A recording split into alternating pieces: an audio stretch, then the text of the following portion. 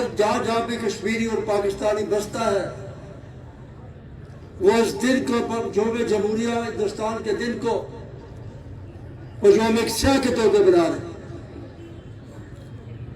آج new York میں، Washington D C میں اس کے خلاف مظاہرے ہو رہے ہیں، آج لندن میں اور برسلز میں کرتا ہے کہ وہ ایک جمہوری ملک ہے۔ ہم پوچھنا چاہتے ہیں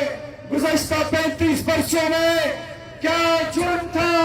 ان 1,20,000 کشمیریوں کا جنہیں کشمیر اور جموں کی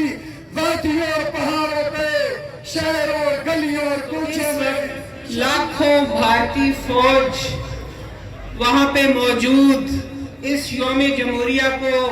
منانے کی ناکام کوشش کر رہی ہے۔ بنیادی حق، حق خدارادیت جو ایک جمہوری حق ہے اس کو پروگرام رکھا گیا ہے جو جموں کشمیر مشن سے اسی قانون کو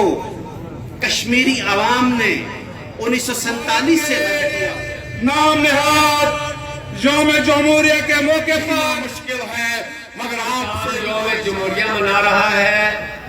اور جہاں کہیں بھی کشمیری ہے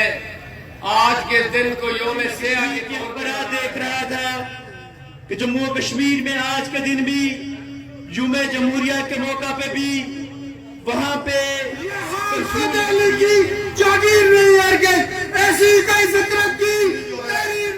آزاد کشمیر میں اور مقبوضہ کشمیر میں جو سب سے بڑا دعوے دار ہے وہ جمہوریت کا دعوے دار ہے، اس کا سب سے بڑا جو دعویٰ ہے اقوام عالم کو یہ پیغام دینا چاہتے ہیں کشمیری دنیا میں جہاں کہیں بھی ہے وہ اس کو یوم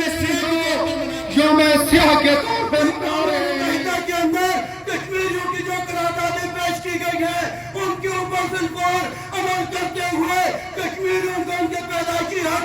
خدا وہ ایسے خطے کی زمینیں ہندوستان کی بربادی کا پہلا